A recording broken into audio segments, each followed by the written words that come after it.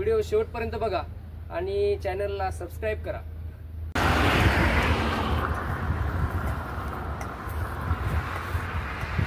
मित्रांनो, हा national highway 361 Nanded ते नागपूर वारंगा फाटा गाव बायपास हा रोड आहे आणि हे त्यांची इथं देवकाई इंडस्ट्रीज म्हणून बॅनर लावलेला आहे आणि ही कंपनीचा एरिया रोडच्या साईडलाच थोडं जवळपास। नमस्कार मित्रांनो, आज असा एका नवीन स्टोरीला घेऊन येत आहे तुमच्याकडे। एका सालदाराचा मुलगा भारताबाहेर जवळपास 7 देशामध्ये स्वतःच्या कामाची आणि त्यांचे वडील जवळपास लोकांचे इथं साल धरत होते। साल धरत धरत त्यांनी स्वतःचं शिक्षण पूर्ण केलं आणि आर्मीमध्ये गेलेत आणि आर्मीमध्ये जाऊन स्वतःच्या मुलाला शिकवलं, इंजिनियर केलं आणि त्यांचा मुलगा जवळपास बाहेर देशामध्ये भारताबाहेर जवळपास 7 देशामध्ये काम करून आपल्या मायदेशी परतला आणि मायदेशी आपल्या गावी एक देवकाई इंडस्ट्रीज म्हणून एक कंपनी स्थापन केली आणि ग्रामीण भागातील युवकांना व महिलांना असा रोजगार मिळवून दिला। अशा या महामारीची पूर्ण माहिती घेणार आहोत, त्यांच्या जीवनचर्याची पूर्ण। कंपनी देवकाई इंडस्ट्रीज आपण आलेला आहोत आज व्हिजिट द्यायला।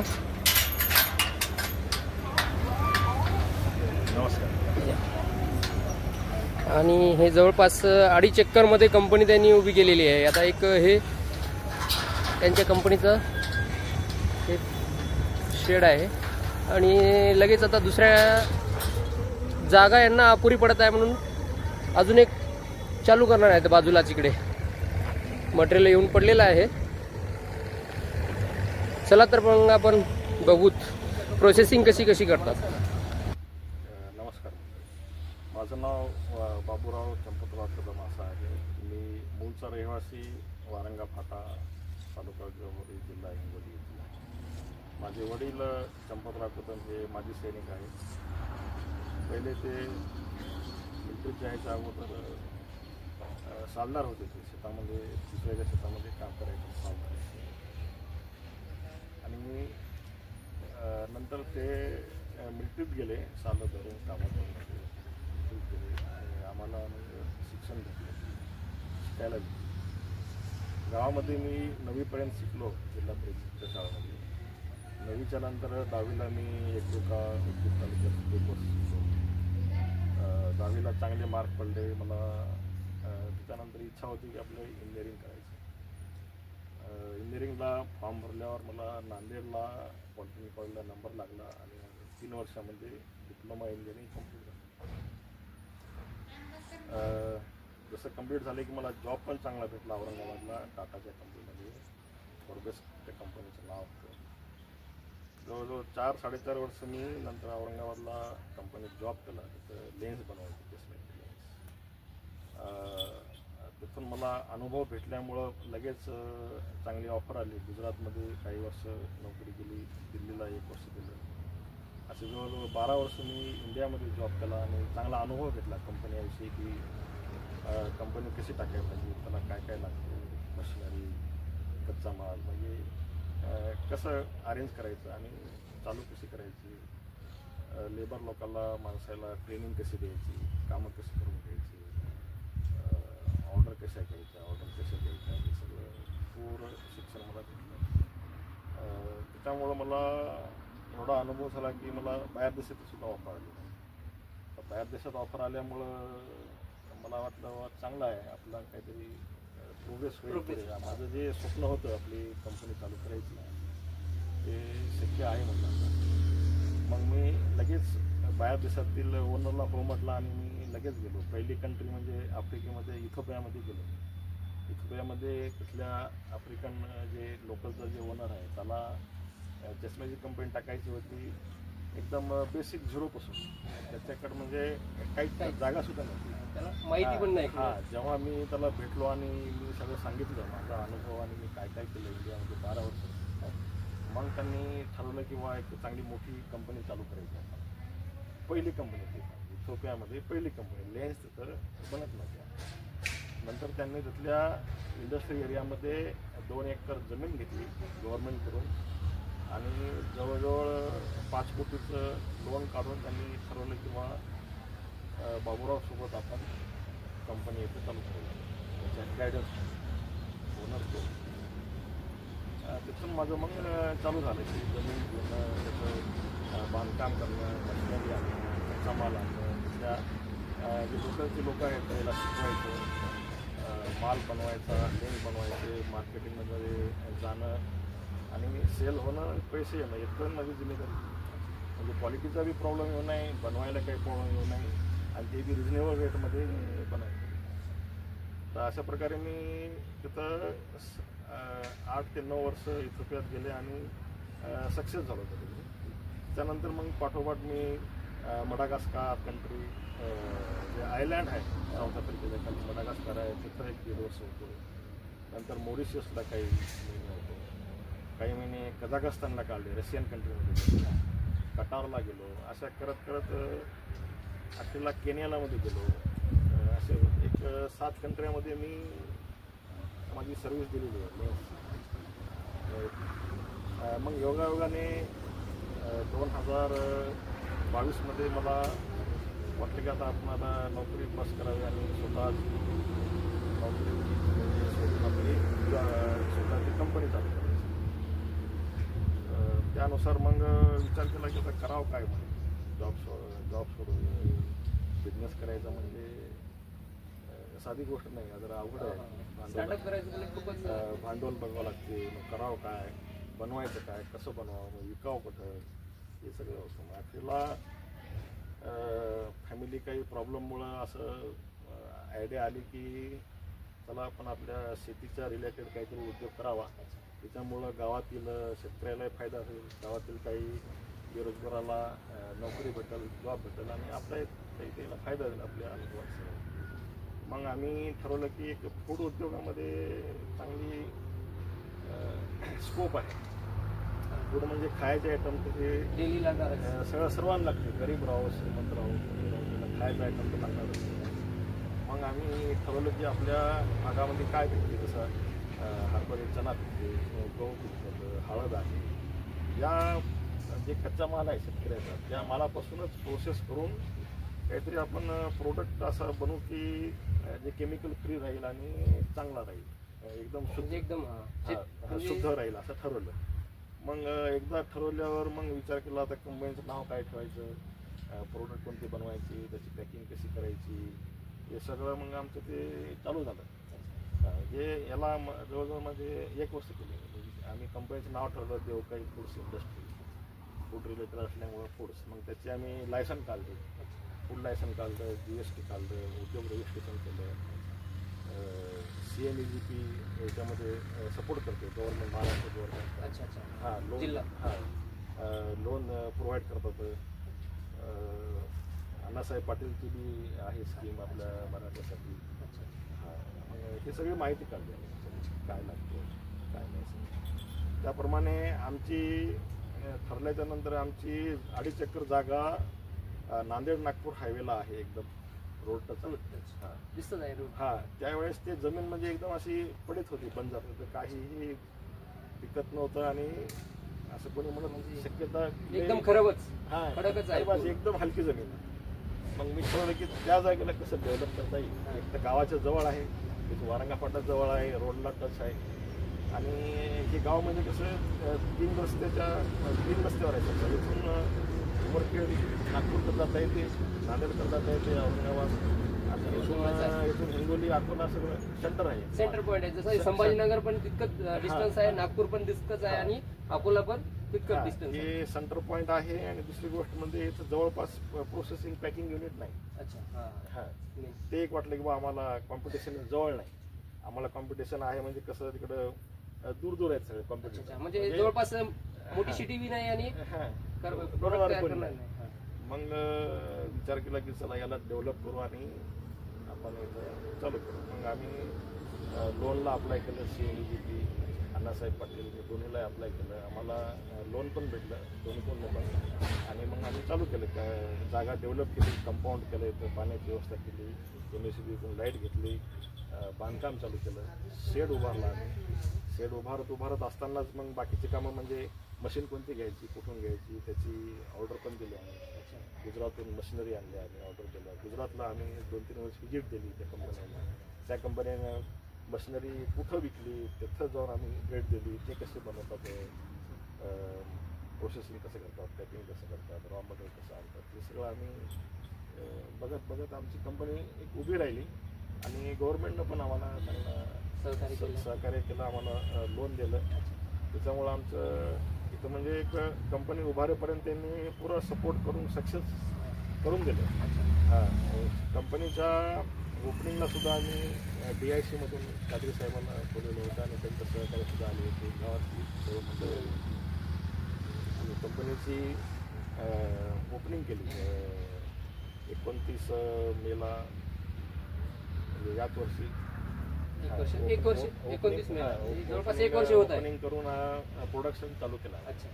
प्रोडक्शनमध्ये आम्ही मेनली बनवतो गव्हाचा आटा. आपल्या एरियामध्ये गावराने जे लोकवन गहू जे बनतात, आपल्याकडे जे फेमस आहे, सर्वांना आवडतात चपाती. पण लोकवन गहू मार्केटमधून शेतकऱ्याकडून जमा करायचा रोजच्या रोज म्हणा, जसं जसं आपल्याला लागेल जशी डिमांड असेल तसं. हां, गहू आणणं, त्याला क्लीन करणं, त्यातले कचरा खडे जे बी आहे ते सगळं साफ करून, जसं आपण घरी साफ करतो गहू साफ करून तसं आम्ही मग आटा बनवतो. आटा बनवून पॅकिंग करतो. पॅकिंग आम्ही 5 किलोमध्ये, 50 किलोमध्ये, 30 किलोमध्ये जशी पॅकिंग करतो. जास्त आमचा माल जाते बघा 5 किलो. ही झाली बघा आट्याची प्रोसेस. तुम्ही आट्यामध्ये दुसरं काही वेगळं काही आहे का तुमचं स्पेशल, का प्युअर जसा गहू येतो ॲज इट इज त्या गव्हाचा आटा करून तुम्ही पॅकिंग करून? हां, प्युअर एकदम शुद्ध. की जसं की काही कंपन्या ज्यामध्ये फ्रॉड करतात, काही मैदा टाक, मक्याचं पीठ टाक, असं काही आहे का? काही आम्ही त्याच्यामध्ये मिक्स करत नाही, कोणतं केमिकल मिक्स करत नाही, किंवा प्रिझर्वेटिव्ह पावडर सुद्धा टाकायची जरूरत पडत नाही. कारण आम्ही टॅगलाईन ठेवलेली आहे, जो काही पुढची शुद्ध घ्या आणि शुद्ध खा. म्हणजे आम्ही त्यात काहीच मिक्स करत नाही. जे गहू ओरिजिनल शेतकऱ्याचा आहे त्यालाच साफ करतो आणि प्लॅन्टमध्ये बारीक करून त्याला चाळणी करून त्याची पॅकिंग होते. हां, त्याच्यामध्ये काहीच मिक्स करायची जरूरत नाही. आमचा जवळजवळ रोजचा म्हणजे 2 टनाची कॅपॅसिटी आहे, पण सध्या शॉर्टेज असल्यामुळं रॉ मटेरियलचं आम्ही 1 टनापर्यंत आम्ही बनवून देऊ शकाल. आणि त्याच्यासोबतच आम्ही बेसन बनवतो, चणा डाळीचं बेसन, जे की आम्ही 250 ग्रामपासून 50 किलोपर्यंत त्याची पॅकिंग होते. आणि दुकानाला, किराणा दुकानाला जाते, हॉटेलला जाते, भजी, पापडी, सेव हे बनवायला. आणि घरगुती वापरायसाठी आम्ही दुकानावर पॅकिंग देतो 250 ग्राम, 500 ग्राम, 1 किलो. क्वालिटी चांगली असल्यामुळं आम्हाला जेवढा आमचा माल बनते तेवढा रोजच्या रोज जाते. स्टोर ठेवायचं कामच नाही, ठेवायचं काम नाही, त्याच्यामुळे खराब व्हायचा प्रश्न येत नाही. आणि जेव्हा कस्टमरकडे जाते ते जास्तीत जास्त वीकमध्ये संपून जाते. सर, महिनाभर सुद्धा ठेवायची जरूरत नाही. सर, तुमच्या कंपनीची कुठं एजन्सी आहे का, तुम्ही डायरेक्ट फॅक्टरी ते ग्राहक असा माल देता का, फॅक्टरी ते दुकानदार? सध्या आम्ही फॅक्टरी ते दुकानदार आणि हॉटेल ग्राहक कस्टमरला सप्लाय करतो. आणि जे एक्स्ट्रा जर नाही विकला तर ते आम्ही डीलरला देतो. आमचे डीलर आहेत, उमरखेड डीलर आहे, नांदेडला डीलर आहे, हिंगोलीला डीलर आहे. ते डीलर मग माल घेतात आणि कॅश पेमेंट करतात. काही प्रॉब्लेम काही नाही. आणि तुमच्या मसाल्यामध्ये स्पेशल काय काय आहे तुमच्याकडे? मग हे झालं आता आटा झाला, बेसन झालं, त्याच्यानंतर आम्ही मग हळदीचं पावडर आहे ते बनवतो. त्याची पॅकिंग 100 ग्राम ते 1 किलो करतो. आणि हळद कुठली तुम्ही यूज करता? हळद आम्ही जे प्युअर जे सेलम आहे हिंगोलीची, हिंगोली फेमस इंडियामध्ये. हिंगोली जे एरिया आहे उत्पन्नालाही फेमस आहे आणि क्वालिटीलाही चांगलं आहे. इकडचं वातावरण आणि जमीन याच्यामुळे जे टेस्ट आणि त्याची जे स्मेल आहे ती हळदीची इंडियाच्या दुसऱ्या भागात येत नाही किंवा दुनियात कुठे येत नाही. तुम्ही आता जवळपास जवळपास 7 कंट्री म्हणजे तुम्हाला त्यामुळे मला बाकीचं माहीत आहे की तिकडे काय दिसते आणि काय ते इम्पोर्ट करतात. आपल्या इंडियात जे हळद बनते ते दुसऱ्या देशात कुठेही बनवतात. इंडियामध्ये त्यामध्ये हिंगोली पहिला नंबर. हिंगोलीचा सेलम हळदीचा पहिला नंबर आहे, त्याच्यामुळे आम्ही सेलमच सिलेक्ट केली आणि आमच्या पाकिटवर सुद्धा स्पेशल नाव लिहिलं आहे की हिंगोली सेलम हळद. त्याच्यामुळे ते आमची मार्केटिंग चांगली होती. त्यानंतर मिरची पावडर आम्ही मिरचीचं कच्चा माल जे आहे आपल्या भागात पिकत नाही, आम्ही आंध्रातून म्हणजे तिथून आम्ही मागवतो मिरची स्पेशल डीलरकडून मागवतो आणि आम्ही पावडर बनवून पॅकिंग करून ते अच्छा ऑर्डर प्रमाणे सप्लाय करतो. तसंच मग एक आपल्याकडे जे लागते भाजी करायला काळा मसाला आहे, कांदा लसूण मसाला, धनिया पावडर, हे पण ऑर्डर प्रमाणे आम्ही बनवून पॅकिंग करतो. हे होते बाबूरावजी कदम यांनी यांच्या जीवनाचा पण पूर्ण शिक्षणापासून जॉबपर्यंत आणि जॉब ते बिझनेस या क्षेत्रामध्ये कशी प्रोसेस होते, कसे तयार करतात, कशी पॅकिंग करतात, हे आपण थोडक्यात त्यांच्याकडून बघून घेणार आहोत. तरी मित्रांनो, आणि नवीन उद्योगासाठी जर कोणाला काही विचारायचं असेल की बाबा ग्रामीण भागामध्ये उद्योग चालू करायचा, हे करायचा आहे, त्याच्याविषयी बी बाबूरावजी कदम हे तुम्हाला गायडन्स बी करू. मुलं आहेत, जसं की आज जॉबचा प्रश्न पाहिला ग्रामीण भागामध्ये कुठे जॉब नाही. जर कोण्या मुलांना वाटतं की आपण स्वतःच काहीतरी छोटंसं स्टार्टअप करू, त्याविषयी जर माहिती पाहिजे असेल तर बाबूरावजी कदम यांना आपण विचारू शकता. मी यांचा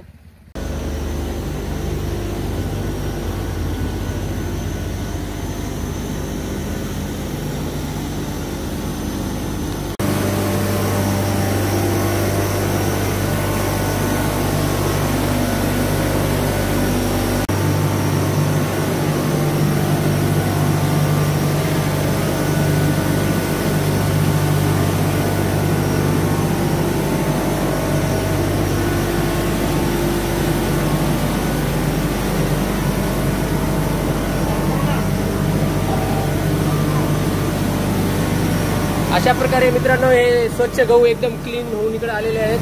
आणि हे इकडे जे कचरा वगैरे असेल ते बाजूला पडलेला, आणि त्याच्यामध्ये जो हे असतो वाळू, खडे, माती, ते पण बाजूला पडलेले आहे.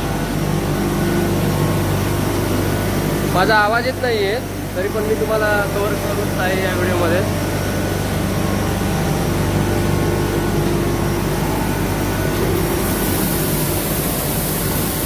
या प्रकारे असे गहू पडतात खाली एकदम क्लीन होऊन.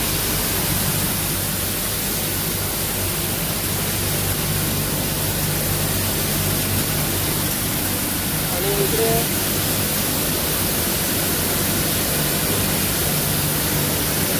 एक गडदा पडतो इकडे बाजूला, इकडे याचा गडदा पडतो आणि क्लीन होऊन इकडे निघत आहे.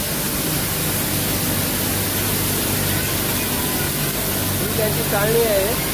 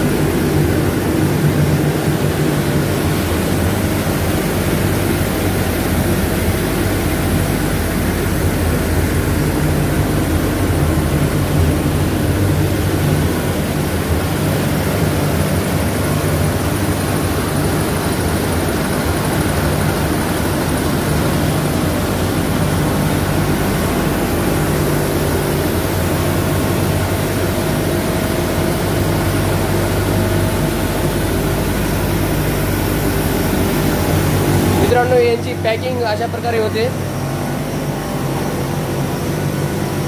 हे 5 किलोचा आटा आहे आणि यांच्याकडे वर्कर बी काम करणारे महिला आहेत गावामधल्या,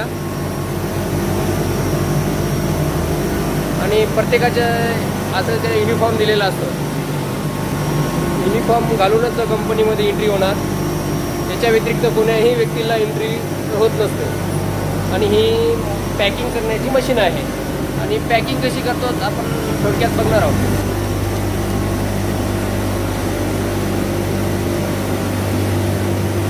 अशा प्रकारे पॅकिंग होत आहे.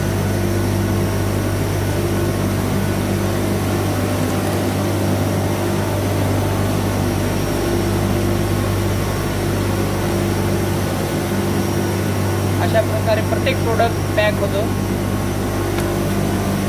आणि एकदम पॅकिंग पण एकदम छान झाली.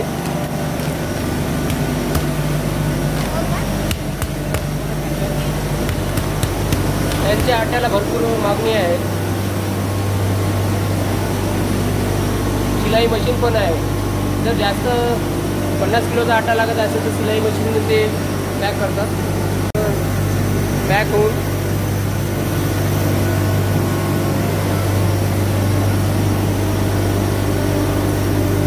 पूर्ण ऑर्डरसाठी रेडी आहेत. सकाळी यांची गाडी डिलिव्हरीसाठी गेलेली आहे. हा यांचा आटा आहे. शुद्ध खा, शुद्ध राहा, शुद्ध घ्या, शुद्ध खा. आणि त्यांच्या सांगायचं म्हणजे एक मोठी गोष्ट की त्यांच्या मुलीचा स्वतः फोटो टाकलेला आहे त्यांनी. ब्रँडिंग कुणा ॲक्टरचा का कुणाचा नाही घेतलेला.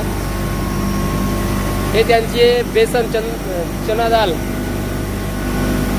अशा प्रकारे त्यांची पॅकिंग आहे बेसनची. आणि हा चिली, हा मिरची पावडर, स्पेशल मिरची पावडर आहे. आणि हा सांगायचं म्हणलं तर हे हिंगोलीची सेलम जे आता आमच्याकडे सध्या फेमस आहे. हे आता सध्या छोटे अर्धा किलोचा पॅक आहे तो. आणि हा मसाला, काला मसाला, कांदा मसाला, लाल मिरची पावडर, धनिया पावडर, हल्दी पावडर, हे अशा प्रकारे यांची पॅकिंग होते एकदम हायजेनिक.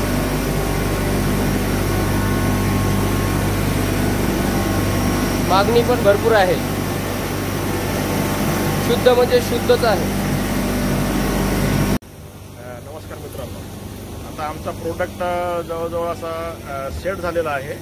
मॅन्युफॅक्चरिंग, पॅकिंग, मार्केटिंग, विकणं आणि काही कंपन्यांना न येता आमचा आता प्रोडक्ट जवळपासच्या एरियात आम्ही 7 किलोमीटर वारंग्यापासून आम्ही सप्लाय करतो. आणि क्वालिटी पण चांगली आहे, काही कंप्लेंट नाही. याच्यानंतर आम्ही असं ठरवलं की आपला प्रोडक्ट फक्त जवळच्याच ग्राहकाला मर्यादित न ठेवता पूर्ण महाराष्ट्र, भारत आणि वर्ल्डमध्ये सप्लाय करायचा विचार आहे. त्यासाठी आम्ही ऑनलाईन प्रोडक्ट ॲप्लिकेशनद्वारे बुकिंग करणं आणि पॅकिंग करून सप्लाय करणं असा विचार केलेला आहे. तसं आमची देवकाईची वेबसाईट आहे.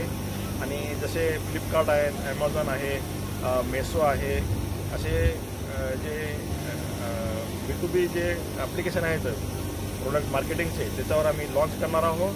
आणि काही दिवसानंतर ती सर्वांना यांचा फायदा घेता येईल. आमचे जे प्रोडक्ट सर्वांना शुद्ध गावकरी म्हणजे गावरानी जे आहेत खायचे आयटम हे सर्वांना भेटू शकतात. त्यामुळं आम्ही शुद्ध घ्या आणि शुद्ध खा असं आमचं जे टॅगलाईन आहे त्याप्रमाणे आमचा विचार आहे की सर्वांना भेटू शकते.